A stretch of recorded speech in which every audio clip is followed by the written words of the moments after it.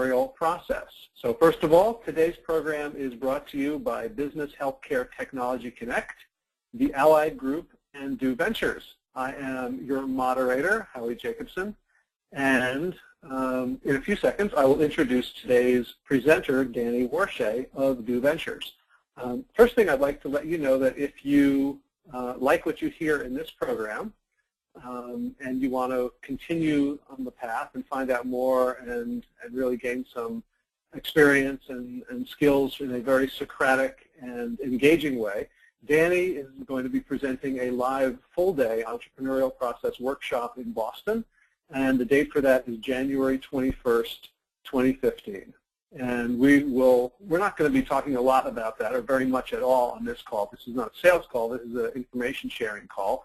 But you know, the idea is, if you like the information, if you like the free sample, maybe some of you will buy the box. So be on the lookout for follow-up emails, which will have more information about that full-day program.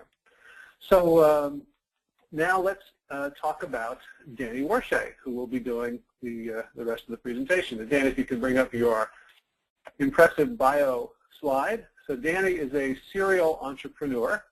I guess I met you, Danny, when you were just starting your serial entrepreneurship career in a serious way at Brown University. You and a bunch of friends started a company that eventually got sold to Apple. Then you went on to get an MBA from Harvard, worked in brand management at P&G, and right now with Do Ventures, you manage a startup portfolio. You've founded, invested, and advised a whole bunch of companies, some of which are at the very starting gate of entrepreneurship, and some have got a lot of funding, and some are going concerns in the marketplace. And most recently, Danny has been doing entrepreneurship workshops all over the world. Starting, I don't even know if you started in the U.S. You got a lot of, I think the first one might have been Egypt, but around the world, in the U.S., Israel, Egypt, Portugal, China, Bahrain, I love saying that, South Africa, Palestine, and Slovenia, and leading lots of workshops in the U.S. for companies, for organizations, and this methodology that Danny has developed has grown out of class at Brown University in the engineering school, a class on entrepreneurship. In fact, it's called the Entrepreneurial Process, and voted by Brown students as the most popular course in the entire university. So Danny knows what he's talking about, and what he's going to be presenting today are some of the key themes that he covers in his entrepreneurial advising, coaching, and workshops. So with that, Danny, if you could stick your head in a big bucket of ice water to bring it down to size, you can begin. I was going to say, it's so nice to be listening to an introduction on the webinar, but I really appreciate that. Howie and I go back many, many years. As originally roommates when Howie was a student at Princeton and I was at Brown, and we met in Israel. And now Howie is an expert in the field of health and nutrition, and also an expert in internet marketing. So I really always appreciate it that Howie's willing to collaborate with me on these webinars. Most of all, I want to thank all of you, and I also thank Bob and the folks at Business Healthcare Technology Connect and the folks at Allied for asking me to do this. I do this in all sorts of forms, as Howie said, all over the world. And it's one of the most gratifying things that I do, to bring my own experience of entrepreneurship and my formal teaching of entrepreneurship to all these different kinds of contexts and environments. Now, over the airwaves on the internet is a recent phenomenon for me. I usually do these things in person, as I'm going to be doing, as Howie said, next month in Boston. But increasingly I'm doing them online and in webinar format, so I really appreciate your taking the time to be with us. We're going to take an hour, and an hour is, of course, not enough time to completely master a process of entrepreneurship, which is why I call the title of this Planting Entrepreneurial Seeds. And these are seeds that I do think will be meaningful and can germinate in some significant ways to move your organizations and companies and maybe yourselves forward in an entrepreneurial way. This approach in this webinar is distinctly different from my normal teaching style, which is using, as Rob McManus, who's on the line now, knows since we were Harvard Business School classmates, more Socratic method. And in our workshops, I use Harvard Business School cases to raise, to unleash, to discuss, and listen to participants talk about issues in case studies that I think are really the best way to teach entrepreneurship. So today we're going to plant a few seeds along the lines of a couple of places where you might start. A number of you in your preliminary questions asked about that. I'm an aspiring entrepreneur, or I'm running a big division in a company, and I need to be entrepreneurial, or I want to be innovative, and I really don't even know where to start. There's a lot of places to start. We're going to talk about two that I think you'll find particularly useful. I can't help but use some of my Procter & Gamble training in my teaching and in my own entrepreneurship. Ironically, I'd say it's probably the least entrepreneurial place I've ever been. And nevertheless, I gleaned a lot of important techniques and tools and skills that I repurpose in my own entrepreneurship and in my teaching. And so I'd like to share a couple of approaches with you that I think you'll find particularly useful. I think partly because of my P&G training, I'm very focused on building value by building brands. And that was also on a number of your minds in the questions you posed. I probably would have mentioned building brands in any case, but especially because I know it's on the minds of several of you, I'm eager to share with you a little bit of perspective there. I'd like to caution you against some behaviors that I would say inhibit success. And we're not going to dwell on those, but sometimes people are interested not only what they can and should do, but what they should avoid.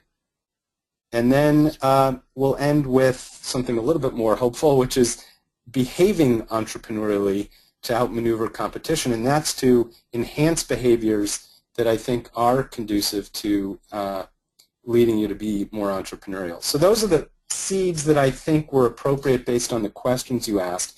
Again, not exactly in line with my in-person methodology, which is a little bit more structured, and we normally have more time. But when I've planted these seeds with others in this same kind of approach, they've responded really well and told me, wow, this seems so great.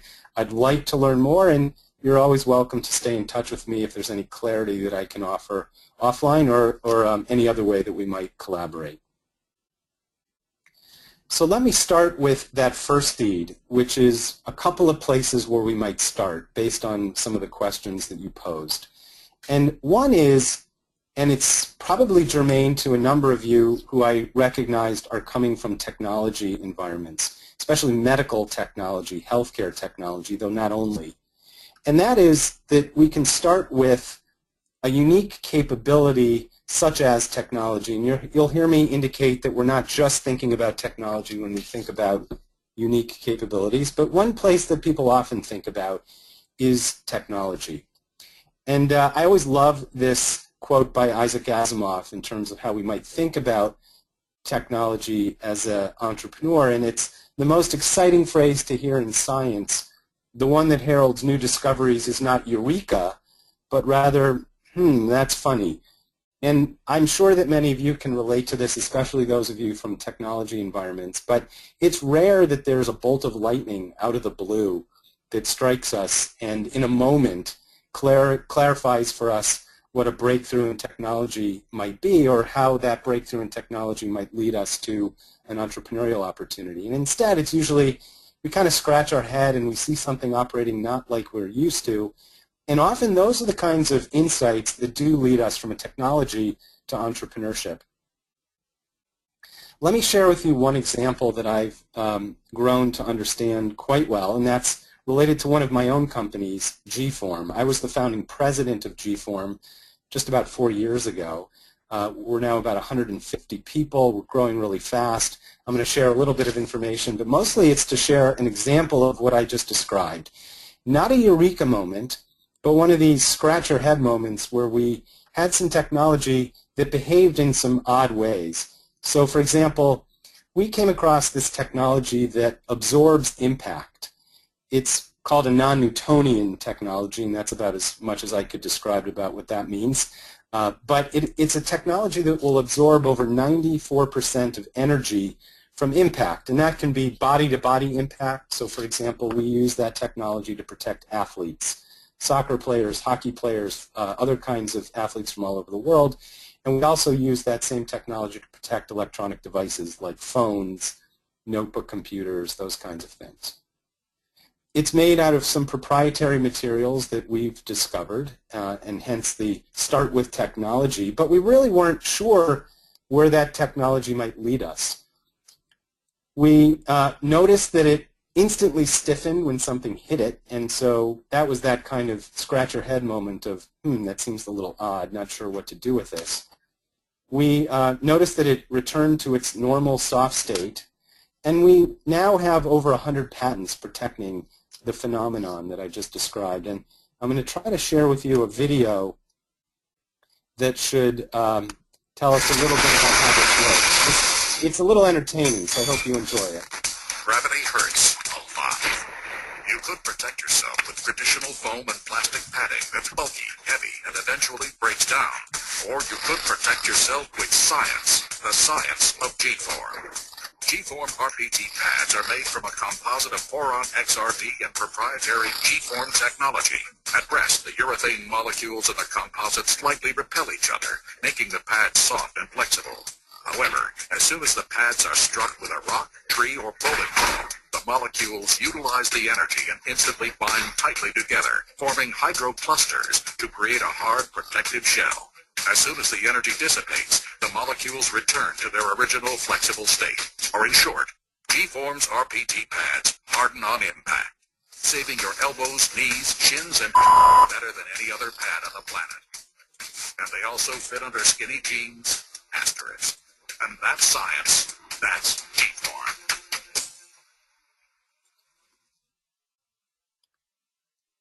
So that just gives you a sense of what G-Form's all about, and we're just going to touch on this, but it's one place from which you can start. Have technology, turn it into a product line, and then eventually turn it into a full-fledged company. The other way to think about this, though, is that capabilities don't have to only be technology. You can have other kinds of unique capabilities, and so another one I just quickly wanted to draw your attention to that some of you may already have and not recognize as a unique capability is, for example, a supply chain. And this next example that I want to share I'm particularly proud of, it's a company that grew out of my Brown undergraduate course, as several have. And the reason I mention this is, for one, I'm super proud of my students who have built this company. I also want to mention it in terms of building the confidence of all of you who are online, to say that even undergrads at Brown University, liberal arts majors with zero business background, can take the methodology that I teach, the entrepreneurial process, recognize a unique capability. In their case, it was this first and only supply chain for an herb called Guayusa growing in Ecuador, and build a really successful company out of it. So they've raised $16 million in venture capital. They have a product line that's now in over 6,000 stores in the United States. They very proudly employ 2,500 indigenous families who are farmers who are now being paid a fair trade wage for the first time ever. And they've even built a Runa Foundation that provides resources to those indigenous communities and have received over $1.5 million in grant funding. So many of you I know about and even drink Runa since it's available in lots of stores. But again, the main emphasis here is, here's a group with zero background that was able to learn how to be an entrepreneur. And part of the way they started was to recognize that they had access to a unique capability, in this case called a supply chain. Their access, I won't belabor it, but came from some study that two of the students had done down in Ecuador and getting to know this group of farmers. So unique capabilities can take the form of technology, as in the form of G-Form, or in other kinds of capabilities like this supply chain. And those are two ways that you might think about in terms of unique capabilities, obviously many others. The other way, the second way I wanted to mention, if you don't start with a unique capability, is that we can start by identifying a consumer need. And this is much more along the lines of what I was taught at P&G and what I'm even more excited to share with you, because it's the kind of thing that you can start to apply as soon as we get off this webinar. And whenever I'm asked by venture capitalists or other investors or aspiring entrepreneurs or especially people in big companies, what's the one piece of advice you could give me that could radically improve my chances of being successful as an entrepreneur or as an innovator in a big company? This is what I tell them. And it's a methodology of research that I call bottom-up research. So one form of research that many of us are familiar with is what I would call top-down research. It's the kind of thing that we're all good at today by just going to Google and looking up some prepackaged secondary information that somebody else has delved into on a primary basis. And that does some good things like helping us to assess total market size, how quickly a market's growing, and some other basic elements that you could tell at a distance. And often when I ask people about research, that's what they describe. And I'm here to say that while that kind of research is certainly necessary, how big is a market, how fast is it growing, who are some potential customers, it's by no means the most important. And the far more important approach to research, and I recognize a couple of people online here who have some P&G experience and some advertising agency experience, and I'm sure you can resonate to this and even teach me something about it. But here's what we're looking for. When we're looking for some place to start, this is the kind of person who we want to identify. Somebody with an unmet need, a pet peeve, somebody who's pissed off about something, unhappy about something in their life, their livelihood, or maybe at their job. And this is the kind of picture I want you to remember. Somebody who's just not very happy. Too often, I think, instead of looking for this kind of person, we fall in love with our own technology or our own proposed solution, and we're a solution looking for a problem. Instead, it's really important to be objective, to relax your biases, and to think about how do we look for somebody who has a problem and then maybe figure out a way we can solve it. The best way I know for doing this came right out of my P&G training in brand management. And it's by doing something that I call bottom-up research. And the way we think about it is, and the way I usually teach it is, it's a methodology of looking for, helping to find and validate unmet needs. Somebody who looks like the person I just showed. And then one other way to think about this, and I didn't really know a lot about anthropology before I taught alongside an anthropologist in Portugal for a summer. We did a class on cultural entrepreneurship. And I learned that anthropologists are exceptional at doing this kind of research. It's what they do every day. They may not think about it as entrepreneurs, but they know they're very good at ethnographically detecting what people are like and maybe unpacking what some of their needs are. The important part of the methodology, and we would need a lot more time, and in a workshop we'll certainly cover this, but just very quickly, I always recommend close your mouth. It's really important to observe and to listen, not to pitch. And I'll give you an example of what I'm talking about from a P&G case. This is a mini case study, not a full-fledged case study along the lines of what we do in a workshop, but the Tide brand was trying to investigate how its packaging was working. And so they asked a lot of people, how do you think our packaging works? And most people were saying just, hey, we're fine with the packaging. This was in the days of cardboard packages of powdered Tide. So they took it a step further to observe people in their own habitats, in their own homes, just like an anthropologist. They saw one woman who had said, sure, come see how I interact with the product in my home, who had said she was perfectly happy with the box of Tide and how the packaging worked. She pulled out the box, the cardboard box, put it on the kitchen counter.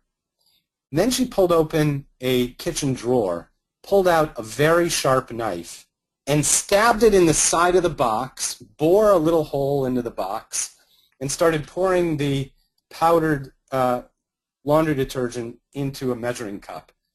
And the brand people who were observing were horrified. They thought, whoa, what are you doing stabbing the side of our box? You said you were happy with the way the box worked. And she looked at them a little bit confused because she said, I am happy with the way the box works. This is how I've been using Tide for years. And Tide at the time even was a brand that was 20 years old. I'm sorry, 40 years old. And so it had been around a long time. So the point here is that this insight led to the evolution, the invention, the innovation of liquid Tide. And even though P&G is really good at this, even though they were listening very well, it took taking it a step beyond and to observe people in their own environments to discover that people actually could have been interested in something a little bit different and innovative. And that's the kind of insight that I would recommend you look for, whether you're an aspiring entrepreneur, an actual entrepreneur, and especially just like P&G, a company that at the time they did this was well over 100 years old and whose product was over 40 years old. My bet is that there's products already in your portfolio that are being used in ways you don't even know. And this kind of insight is not expensive, it's not time-consuming, but it leads to all sorts of really important insights that can help identify that consumer need. And just real quickly, another example from my course at Brown is this line of products called Pre-Mama. And it grew directly out of this bottom-up research approach of students who, 4 guys, by the way, and I say that not to be sexist, but because you'll hear why, who hit an impasse in their business development process, and I sent them to Whole Foods to observe people in the nutrition aisle. And they observed a pretty steady flow of women who were pulling prenatal vitamins off the shelf and looking really unhappy, like that other woman I had showed before. And they told these 4 guys that they have to take prenatal vitamins, but unhappily that the vitamins are big, horse pills, tough to swallow, make them nauseous, make them constipated. And so long story short, from that one insight, they developed a completely new line of prenatal vitamins that are delivered through very tasty powder packets. They have a scientific advisory board. Just like Runa, they've now raised several $1 million. They've now got into, as you see at the top here, a number of Target stores, all the Target stores across the country, and now they're penetrating other markets throughout the country. So all based on this bottom-up research approach that can help identify needs, and you don't have to be P&G to do that. So just before I move on to the next slide, I'll reiterate, those couple of places are not the only ways to start to be a technology or a other unique capability entrepreneur or identifying consumer needs. In the workshops that we do, we identify some other approaches. For example, the very first case study that I do in every workshop is the R&R case, and it touches on something called being a geographic follower, which we don't have time to unpack today, but which we will, for those of you, and I know there's several of you who already signed up for the workshop in Boston, that'll be the first case study in which we'll be talking about being a geographic follower. The next seed that I mentioned I wanted to plant is about branding, and I love telling this story because it's such a great, powerful example of brands. All of the examples I mentioned thus far relate to branding as well, as I'll show you. The first time I was ever asked to teach in China, I taught in a city that was described to me as a small college town, Zhengzhou, and I was told that it was 8 million people, so I learned what a small college town is like in China. In fact, I know there's some people on the line in the webinar from China, so it's nice to see you, and you know what I mean by this. And I spent some time in Beijing as well, and the woman who was showing me around said, tomorrow's our last day. We're going to be doing some things that are a little unusual. We're going to go to a place and try a very famous food called Chinese milkway. And I didn't really know what Chinese milkway was, but she was making a big deal about it, so I figured, all right, we might as well go. And I had been to the Great Wall of China. I had seen the National Museum, the Forbidden City. And gradually throughout the day, I found myself, in an odd way, getting more and more excited about this thing called Chinese milkway, which, when she described it, sounded like plain yogurt. I didn't really even understand what the big deal was. But she said, we got to get up really early. I'm going to drive by your hotel in a taxi. We're going to have to fight the traffic because this purveyor of Chinese milkway only makes a certain amount, a limited amount, and when it's gone on this Saturday, it's done for the week and you won't have a chance to get it. So I thought, man, I don't want to go all the way to China and not have the opportunity to try this very famous Chinese milkway. And the weird thing was, throughout that evening, I found myself getting more anxious about, geez, they're going to run out, and yet it sounds like it's just plain yogurt. I didn't know what the big deal was. But sure enough, we got to the place where they were serving it, and we saw this line here of long line of people in this old section of Beijing, and my heart kind of sank, thinking, man, I'm not going to get this Chinese milkway. I went all the way here. I saw the Great Wall of China, but it sounds like it's really important for me to try this milkway. And so we get to the front of the line, and thankfully we saw this. We saw this cute little package with this cow on it. It says, "When you cheese." I'm not really sure what that even means. And I felt so satisfied that we could try this product, even though it tasted, sure enough, just like plain yogurt. So we're packing up to go, and we start moving along. My tour guide is taking me down the block, and I see this store right next door, and I don't know Mandarin, so I had to ask, what does this mean, this sign at the top? And she says, oh, what do they sell there? They sell Chinese milkway. And I said, hold on a minute. You had me get up really early this morning. We fought traffic in a taxi cab. We got to the line. We waited in line, all to try this milkway. Why didn't we just skip all that and go to this store and try their Chinese milkway? And she said, I'll never forget it. She said, you know, I'm not really sure how to describe this phenomenon, but nobody really wants this milkway. Everybody just wants this. And I laughed because, of course, it was such a powerful example of the power of a brand. And so I encourage all of you, and in the workshops and in my other work, I talk a lot more about branding and what I learned at P&G about it. But sometimes it's in the oddest places that we learn about the power of brands. And here's the lineup of all the ones we've discussed so far. And frankly, although I mentioned the power of G-Form's technology, over time, the power of G-Form's brand, I think, is going to be much more valuable in terms of the overall value of the company. Runa, you can imagine there may be some big companies out there looking to buy them, and there are. It's as much for their brand that they've nicely developed as it is for their supply chain. I don't need to talk to you about Tide and its power. It's now the biggest brand at P&G, and these couple of other ones at the bottom are very deliberately growing brands. So I'll just plant that seed and indicate that it's a very important part of the entrepreneurial process, even if it's not one that's front of mind. And that applies to non-consumer products too, which I know are on some of your minds too. Medical devices, healthcare services. Whether you know it or not, you can either deliberately create and develop and nourish and nurture your own brand, or you can just let it happen, and I'm sure you can imagine which technique is the much more powerful.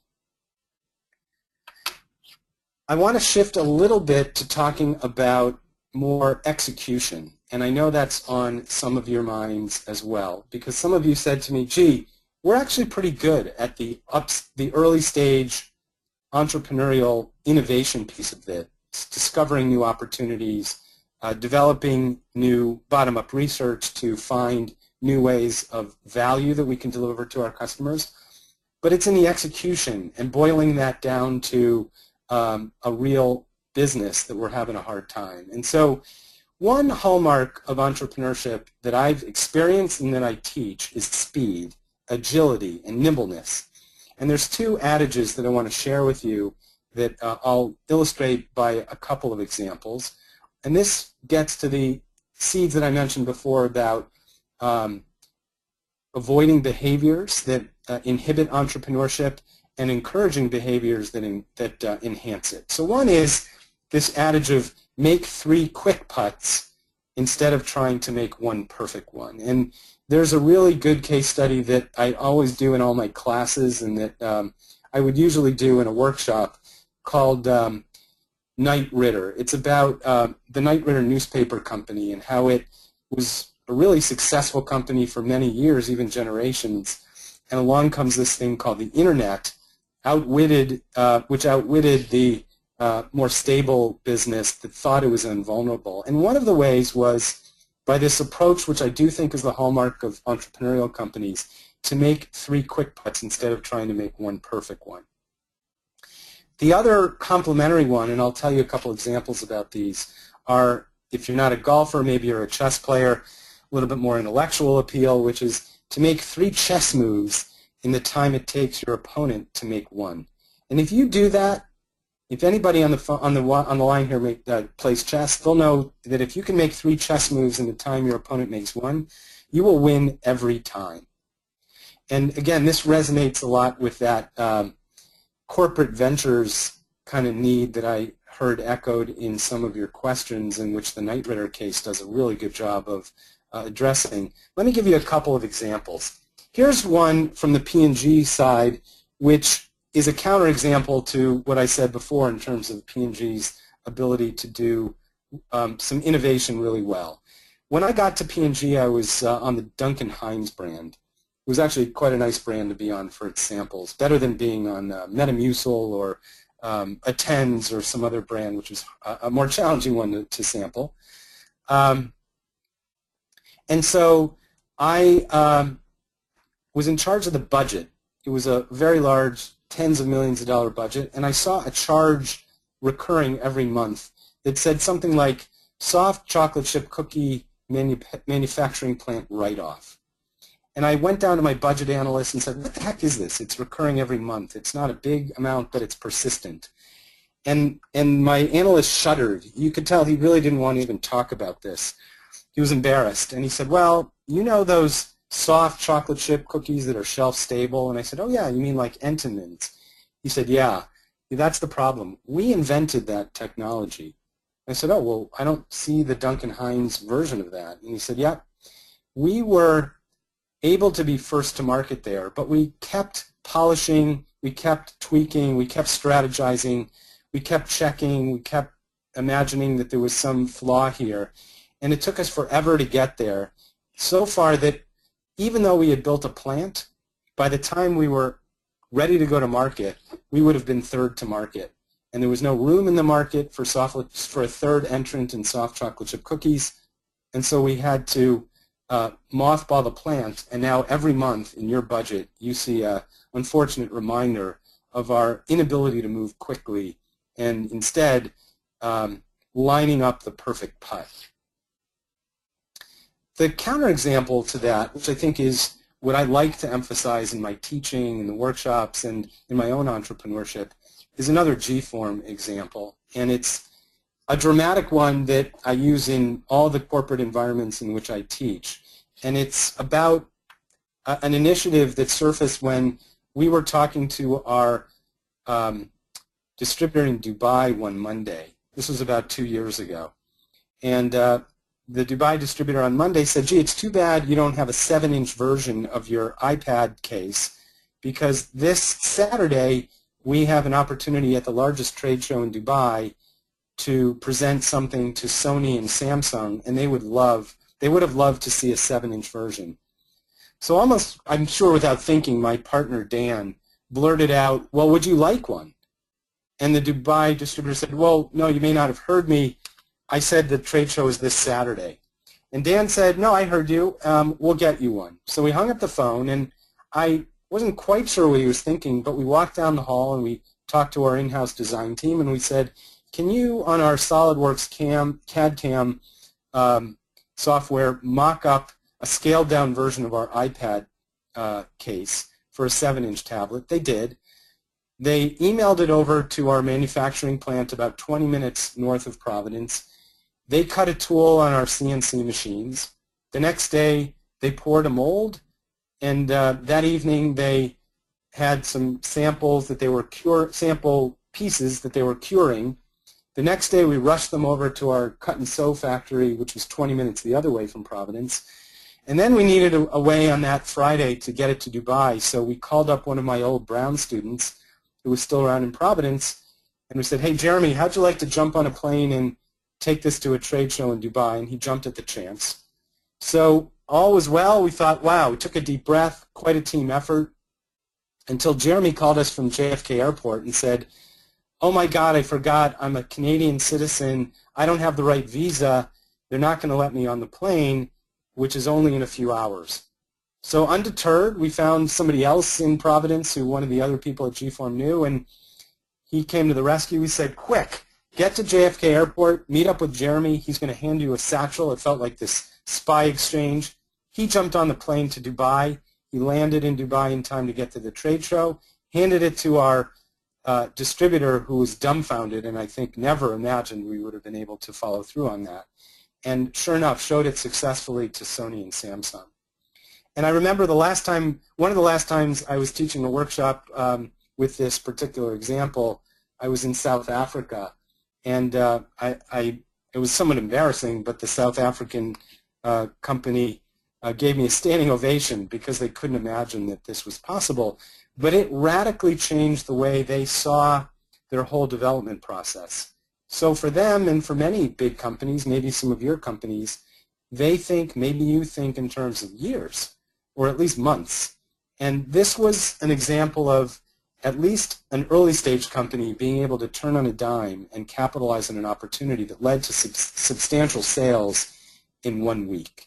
And sometimes all you need, and that's part of the reason why I like teaching case studies and why I know some of you who have been through case studies with me and with others or at business school like Rob and others, understand that the case study method is a methodology of teaching people how to think, not what to think. And so the dynamic we have in class at Brown, at Tel Aviv University, in the corporate workshops is a little difficult to replicate here. But it's one where I think it does effectively do that. It teaches people entrepreneurship from the point of view of knowing how to think, not what to think. And so, I'm encouraged about that process. It's certainly how I learned. I'm biased, so it's how I teach. And I hope at least today planting a few of these seeds about a couple of places to start, not the only places. If we had more time, we would delve into others. But I hope and I know by giving this presentation elsewhere, sometimes it does plant a seed that will germinate in ways that you may not imagine.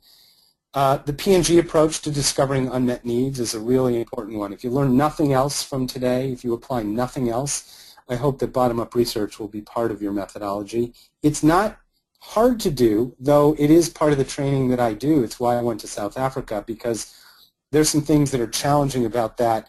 And if you go to the press section of my website, there's a more full-length audio interview about it, actually, that Howie did with me. And it's part of the training that I offer to people, and it's accessible easily from the press section of the Do Ventures website. And building value by building brands is at least an issue that I wanted to highlight today. We didn't really get too much into exactly how to do that, but I am serious that I think even in G-Form's case, despite starting with a really well-endowed technology, that it's going to be ultimately worth much more than the technology that's patented by over 100 patents.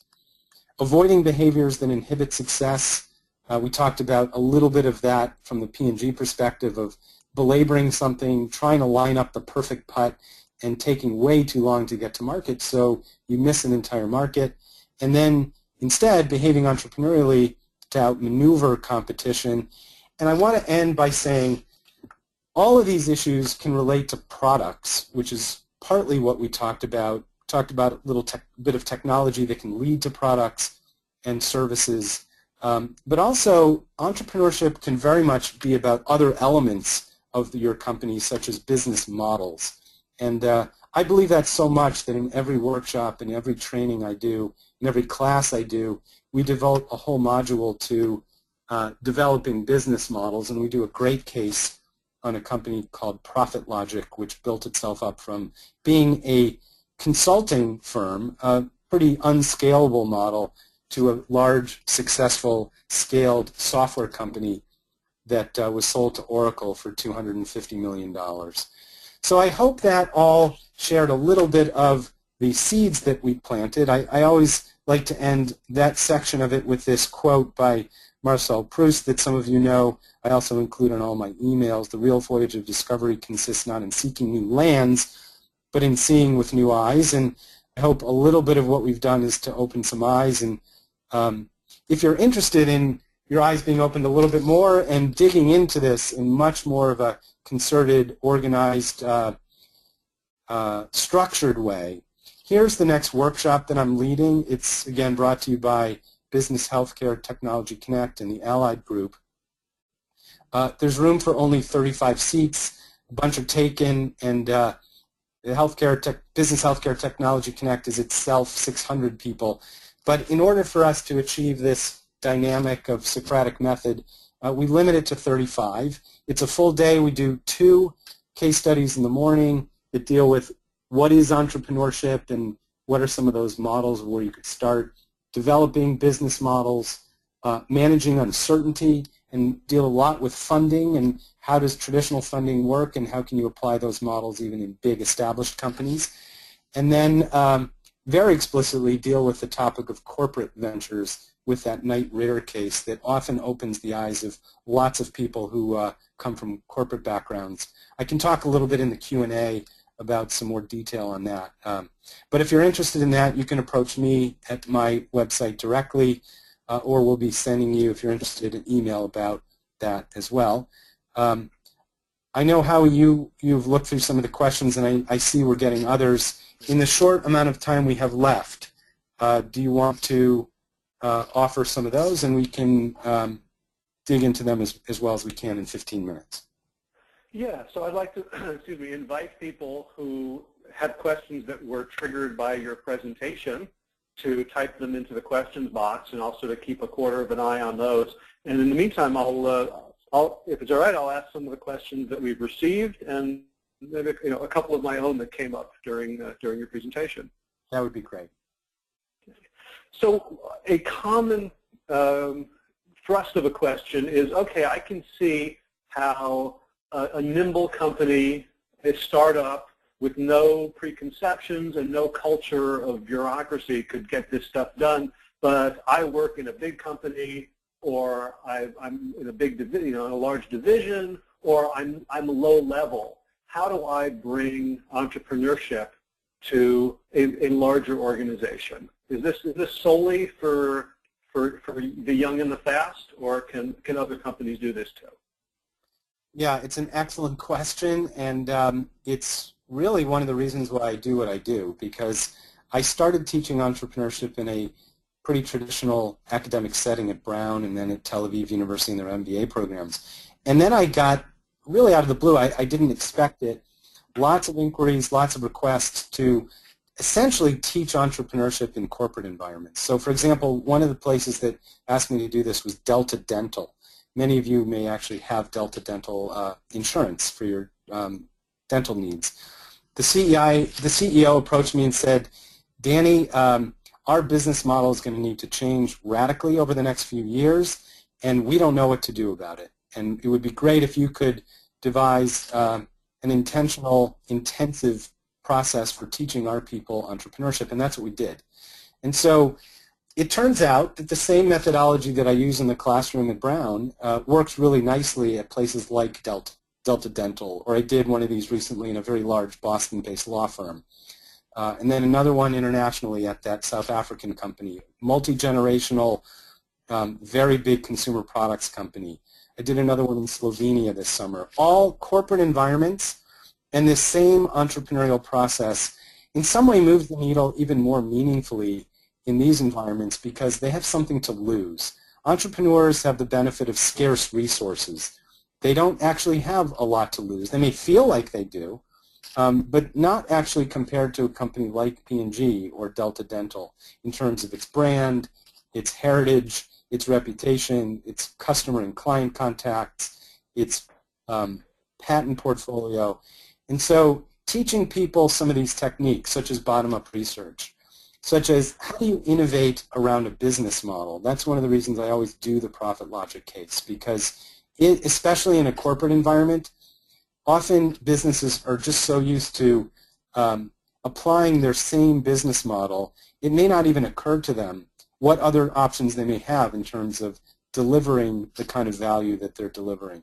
I teach a number of structured steps from discovering the unmet need to defining value and value proposition that addresses that need, and then wrapping it around a business model, because typically these are not charities, these are for-profit businesses with shareholders and owners, and so capturing some of that value is really important too. And that whole structure of unmet need, value proposition, and business model is essential in terms of all the case studies that I do, and that's often what people get when I work with them, whether it's in a workshop format or not. I'll tell you actually one last anecdote. In the Delta Dental case, that workshop was for about 35 of their employees, deliberately all functions and all hierarchies. It went really well. It catalyzed a process, which is really the word I like to use in terms of what these workshops are for. It didn't enable somebody to completely master, but it set it in motion along the right path. So much so that the CEO called me up and he said, that went so well that now we as a company internally are ahead of our board. And we have record sales and record profits. Our board does not know that we need to, and they don't believe that we need to reinvent ourselves. Can you come in and do one of your workshops for our board, which were CEOs at other companies? And I did the R&R case, which is the one I mentioned we start every workshop with, and we did the Knight Ridder case, and that enabled the board to really understand that they had an issue.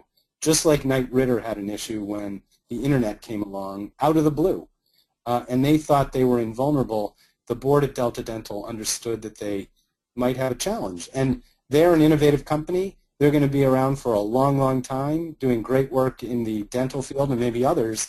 But they needed very deliberately to focus on this challenge, discover unmet needs, and build value propositions and business models around them, and realized they didn't know how to do that and needed a structured approach to doing it. I hope that answers the common thread that I know we saw in some of the questions. Howie, was that along the lines of what you thought people were interested in? Yeah, well, if people who had asked those questions and you're on the line now, if you could follow up with yes, that helped, or ask a follow-up question, then I can pass that along. It's ironic to me that the folks who are coming from that perspective sense that they're at a disadvantage because they're big. And of course, if you imagine the person in their garage, or the person with their idea, or the person in a small company, or the person who's working a full-time job and just has a thought, they feel like they're at a disadvantage because they don't have a ton of resources. So could you speak to the mindset? What are the mindsets that are most helpful for whichever side you're on, whether you feel like you're in a slothful bureaucracy or you don't have a penny to your name? What are the mindsets that will most likely make you effective in following the entrepreneurial process that you teach? Well, I appreciate that, and I think part of it is mindset, and part of it I flip back to these 4 bullets of the workshop, and one of them is developing entrepreneurial confidence, and that is partly about mindset. But I think even more important is a deliberate entrepreneurial process. And people often wonder why you can have a deliberate entrepreneurial process. They think that it's just this eureka approach, and instead it's not. It's this deliberate process.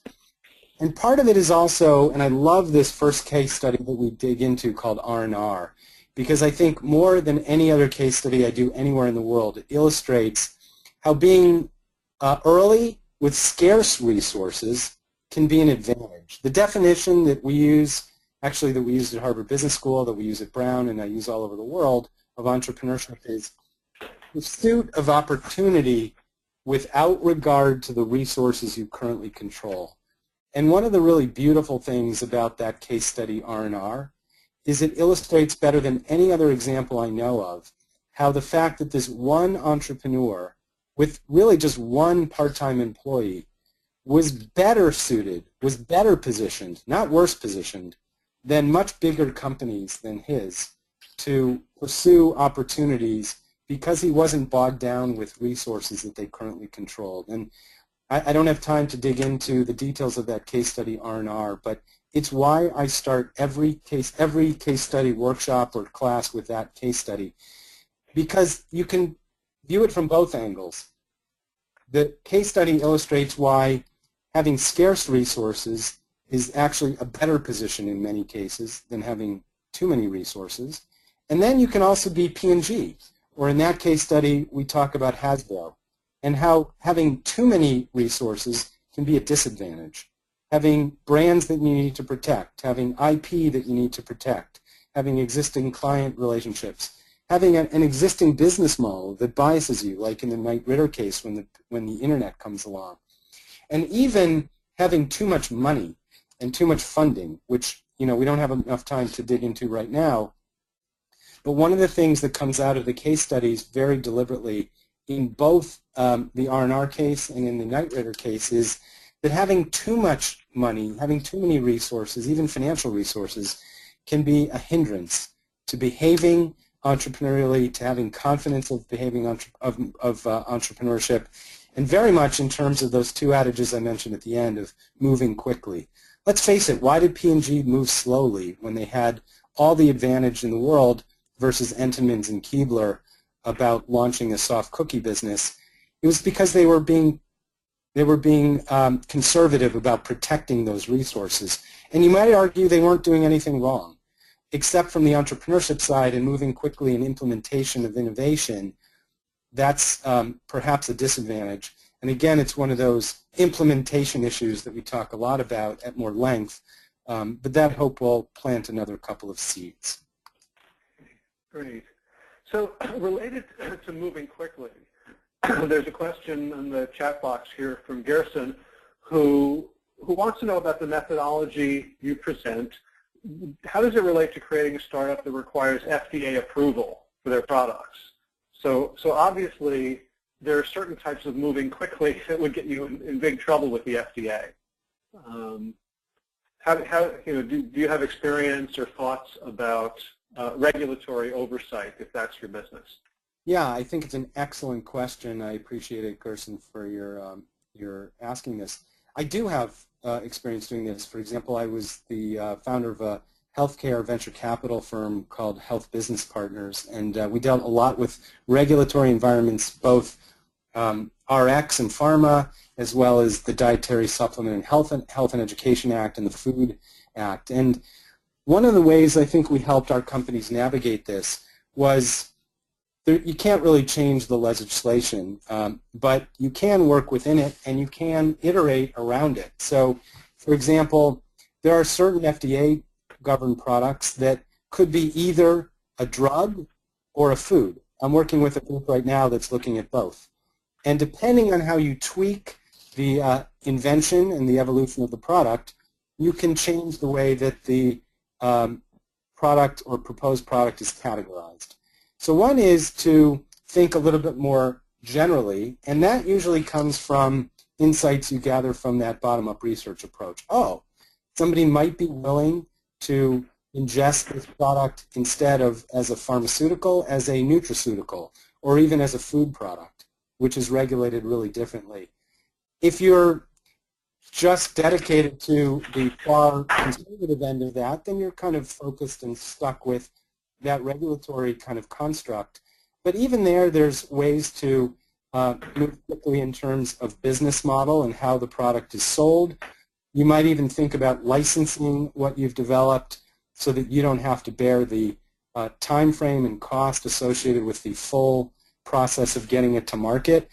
Sometimes businesses will have portfolios of technologies and insights that they get partway down the road, and they can then harvest those by selling those portfolios to much bigger companies. So I hope that plants, again, a few seeds. Gerson, I'd be very happy to hear from you offline and learn more about specifically what's on your mind, and maybe tee up some specific examples or make some introductions that would be useful. But I guess the main message there is that the methodology that I teach overall for all of this is people, opportunity, context, and deal. Those are the elements to think about.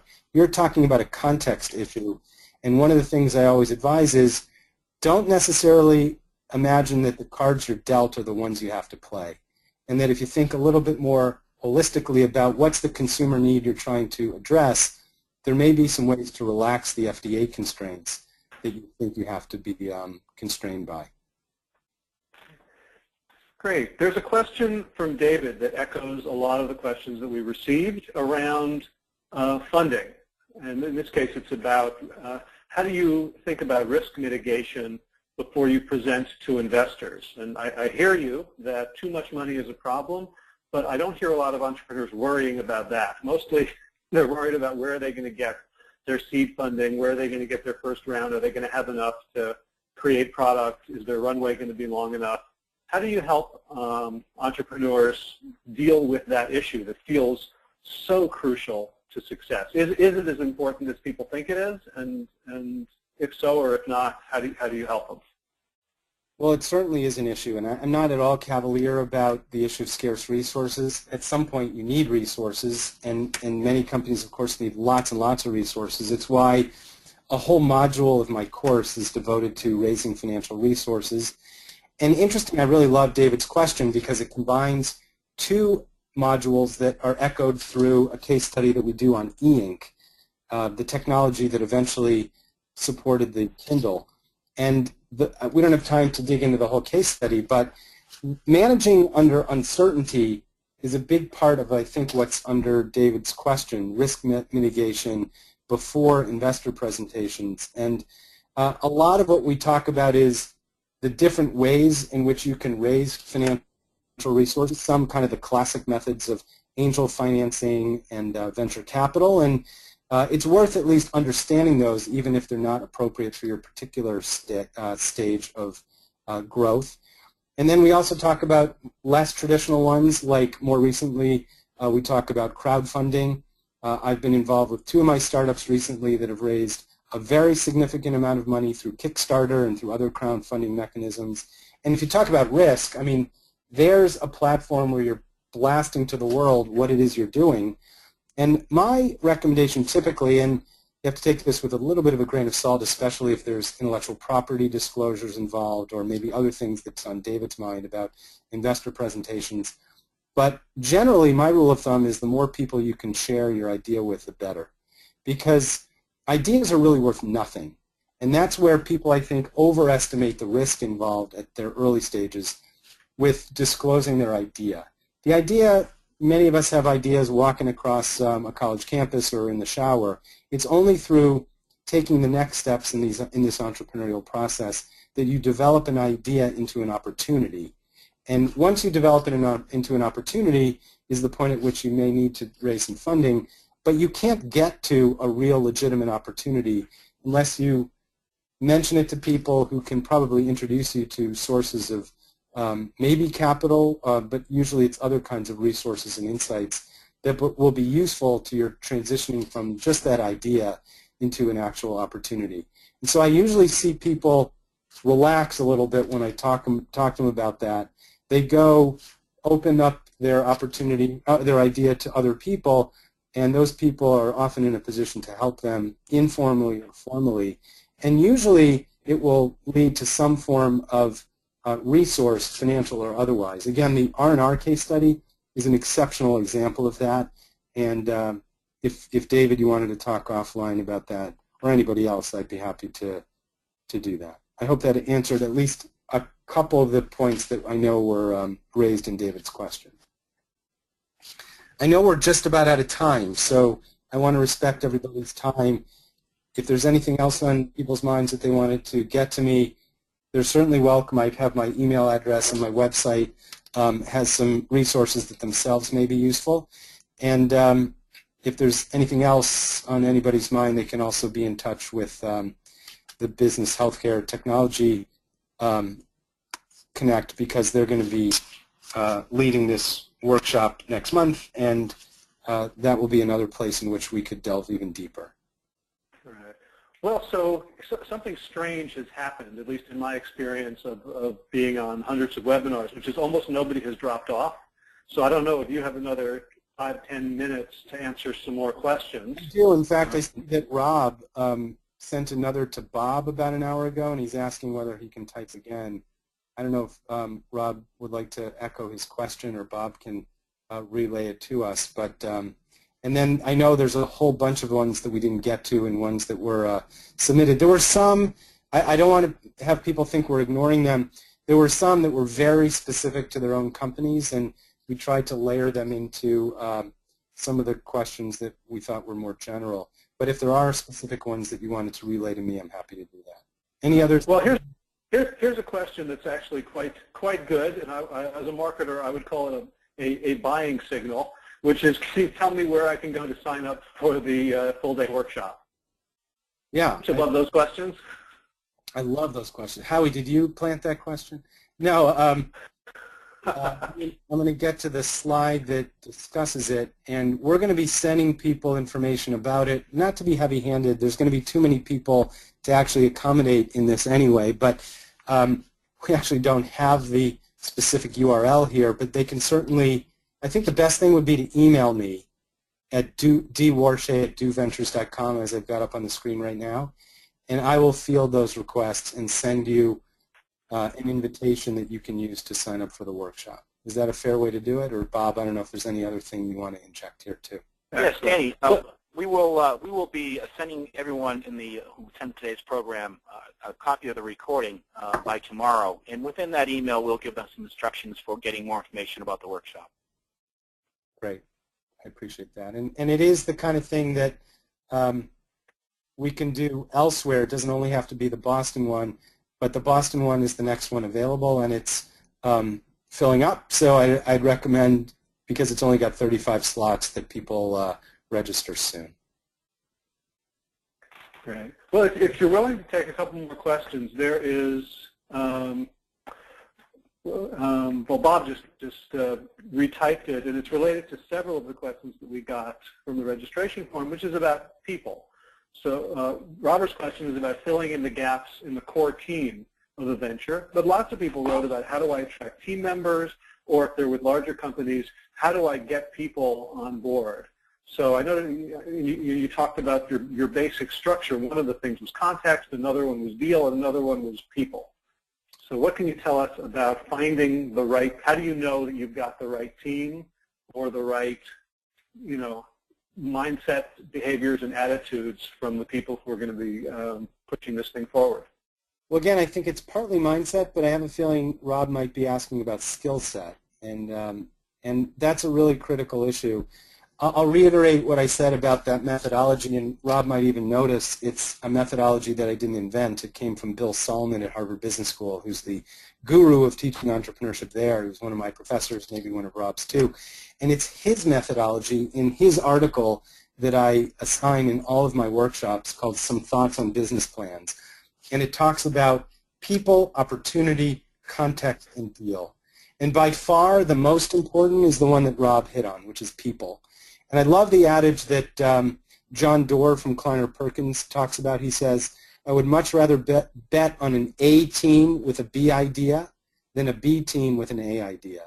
And so Rob's, of course, hitting on that same kind of thing, which is it's the team that really matters, because inevitably you're going to pivot to something else from your original exact thought. The question that Gerson asked about FDA, I was getting to the same kind of approach, which is you might pivot out of the FDA required kind of methodology into something that's a little bit different. And so what I normally think of is the founding team is not necessarily going to be the team that grows the company, and will likely not be the team that harvests the company. And so I'd be happy to talk to you, Rob, about the specifics, but usually the team that starts it will be perhaps the one that's identified that core capability, like the Runa folks. One of those folks was one with a lot of experience in Ecuador. Or it might be, as in the G-Form case, the core technologist. And then usually there's some complement who's the more business type person, and that's usually me in my companies. But inevitably over time, we had to add somebody who had a lot of financial expertise, so we hired a CFO. We had to hire people who knew a lot about marketing, and we had to hire those people. We had to hire in-house even our own IP lawyer. But when an investor's looking to back a team, they're not necessarily expecting that the team is completely fleshed out. They're looking for the early stage talent that knows and recognizes that they don't have all the answers, they don't have all the skills, and they're looking in their plan for what they're lacking. It's often good enough, even if you don't have the person who fills the need of the particular skill, to leave a blank and say, we know we're going to need a chief science officer, but we don't have that yet. And here's kind of the description of who we would be looking for. And in fact, it may be part of what they're looking for from a value-added investor, somebody who has in their network, in their arsenal, somebody that they can bring to the startup. In my Brown classes, the students, as you saw with Runa and Pre-Mama, develop businesses out of the class. They present to venture capitalists at the end of the class, and increasingly many are getting funded, just like Pre-Mama and Runa. And what the venture capitalist the other day said, because we just finished this process this semester, was, don't try to snow me. Don't try to fool me into thinking that you know everything, because you clearly don't. Who can? Be honest and authentic with me about what you do know, what your skill set really is about, and then be equally honest about what you don't know, and what you imagine you're going to need on the team. And that kind of maturity level, that kind of professionalism, he said, is way more important than the actual skill set that you have on the team. And so when John Doerr says an A team, he doesn't mean a fully fledged, fully fleshed out team with all the kinds of positions filled forever. That would actually be a bad sign to him. He instead means somebody who's really good at getting this thing started, getting to hit a few milestones, understanding what this entrepreneurial process is, and then having the mindset to realize that they need to identify and bring on additional talent through the entire process that will enable them to get to different levels. The last thing I'll say of this is another nod to one of my Harvard Business School professors, another professor there in entrepreneurship named Noam Wasserman, whose book I might recommend to Rob and others is called The Founder's Dilemmas. And it's based on a Harvard Business Review article by the same name. It was a singular dilemma that they identified about, do you want to be rich or do you want to be king or queen? And the idea was that investors like to bet on people who are interested in the fruits of their labor long term, even if they're not the ones eventually to carry the ball forward through the entire game. And so how's that for mixing metaphors? So it's important to recognize in you as a founder what's more important. Do you want to bear the fruits of this whole enterprise, even if it means you're transitioning out of being one of the senior people in the company? Or is it really important for you to be king and be one of the top professionals, top executives in the company, even at the expense of building the value of that company long term? I actually just went through this myself in my own G-Form case. I mentioned I was the founding president. I'm no longer the president of G-Form, and you know what? I'm really happy about that, because at 150 people, I'm not the right person to be president, and I have a big equity stake in making sure that company is really successful, and so I want whoever is best suited to be in that position, even if it's not me. That's part of the mindset of being an entrepreneur, Howie, that I think you're talking about, and I hope it's helpful in terms of what Rob's asking. If not, Rob, you're welcome to just give me a call, and I'm happy to talk about it. And it is a big part of what we would be talking about in the profit logic case in any of these workshops or any of my classes. Great. So if you have time for one more question, I'd like to end with one that was asked by, and forgive me if I'm pronouncing this wrong, Milesh, who was asking about what type of data decision makers want once you've identified a need. So just showing the picture of a frustrated woman or man, not literally, may not always be enough. So I'm wondering if there's a case study that talks about the interplay between your bottom-up research and then something more quantitative. Like, did your pre-mama students, talk to 4 women at the Whole Foods nutrient aisle and then, go, or did they then look at other things? And what's the threshold for that kind of data gathering and risk mitigation? It's a fantastic question, and I think a great one on which to end. And Nilesh, I really appreciate it, and it's a important one. So bottom-up research, while I rave about it and I use it, is just one tool in your arsenal. I usually say it's the most important because I think it's often the one that people miss, and it's the one that can often move the needle the most. But it's good for especially finding unmet needs. I mentioned that it also can help validate them, but I think you're asking an important, relevant question, which is, how do you really validate the idea? You're not going to just get a hunch from pregnant women in the Whole Foods aisle and then go raise millions of dollars and get your newly formulated product on the shelves of Target. But by the way, I do think that the bottom-up research can at least anecdotally qualify the idea for buyers and other people like investors, and usually will have a disproportionate influence than other kinds of quantitative data. Nevertheless, I mentioned that top-down research is also necessary. So being able to, on a secondary evaluation basis, evaluate whether and to what extent this market is big, and is it growing? Does it have sub-segments that are attractive? Does it have needs that are strong and enduring? Because you could have a need, but it could be kind of whimsical, and it could be a fad, and that's not necessarily a good thing. You can have a woman who looks really unhappy and very happy by the product you present to her, but it may be a product that's, a fashion product. It doesn't only have to be a woman, a man too. It's only valid for the next few weeks. So strong and enduring needs are sometimes what you can tell through bottom-up research and also through a market sizing through top-down research. But really, I think the answer to your question is a methodology that I know is in vogue. And I shy away from mentioning it here, although we talk about it somewhat in my classes and workshops, and that's lean startup. And many of you I know are aware of it. It's this approach of developing something, a prototype, something that the process calls a minimally viable product. You can't always do that. You can't do it perhaps in Gerson's FDA-regulated place, but actually you might be able to. But Dan Aze's approach in Premama was to develop a minimally viable version of his product and have people try it and give him feedback. And maybe it's a product that you even sell and that you get feedback on. But it's minimally viable in that you're not trying to perfect something. You're trying to develop something that people can give you live feedback on. The reason I hesitate to bring that up in these discussions that are abbreviated is because I think there's too much attention. It's the rage being placed on lean startup, and without attention being placed on the other elements, such as, importantly, bottom-up research. I think the really magical combination, and maybe this is the way directly to answer Neelish's question, is a combination of bottom-up research and lean startup. Lean startup alone, where you're just quickly, right out of the box, developing a prototype that you want to run by someone, is a little bit, I say, like just taking a gun and shooting it in any old direction and saying, oh, did it hit a target? Whoops, it didn't. Now let's aim the gun.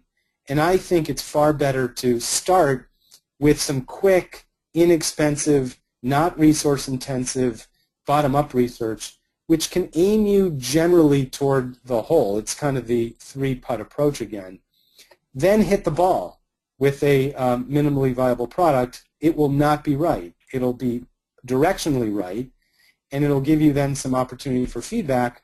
Then you can hit the ball again toward the hole, get some additional feedback, and then you can probably sink the putt far more easily than you could line up the perfect putt with any kind of quantitative or qualitative data that will magically get the ball in on one putt. It'll take less time. You won't fool yourself into thinking that you can be a perfect putter, and you will learn a lot in the process by using the combination of bottom-up research and lean startup that you can do without a lot of resources. And then this may get to David's question too. By the time you do all that, you will be way better suited and positioned to raise money and be credible in front of an investor than if you had just done some basic research and had never done any bottom-up or lean startup approach. Fabulous. All right. Can I just end with one other thing, and then I'll Sure. end really, and that is to circle back to Rob's question. That kind of evidence is also really important for validating these kinds of opportunities for attracting high-quality people to your team. Because let's face it, high-quality people who might be invited to your team are also likely to be invited and recruited to other teams. And so your process of bottom-up research and lean startup approach is also a really good way to develop a plan that can help you attract quality people, not just for attracting quality investment. Great. So as we're getting ready to close, there still is a phenomenal number of people still on the call. And I would invite, as a professional educator, I would invite you to do something that will help you as well as us. So if you could take a moment now and type in the questions box one thing that you found valuable from today's presentation by Dan. It could be something that was surprising, an insight, a reminder of something that you knew but is important to hear about, just even a few words, just to type it in. That will help you kind of, nail it in your mind and take it away intact to use in the world, and it will help us also. And while you're doing that, I want to first of all thank you, Danny, for your generosity in answering these questions and also the presentation. And I want to thank everyone, especially the people who are still on after an hour and 15 minutes, on behalf of the Business Healthcare Technology Connect and the Allied Group and Do Ventures and myself. Thank you all for attending. Check your email for information on Danny's one-day entrepreneurial process workshop, which is coming to Boston on January 21st, 2015.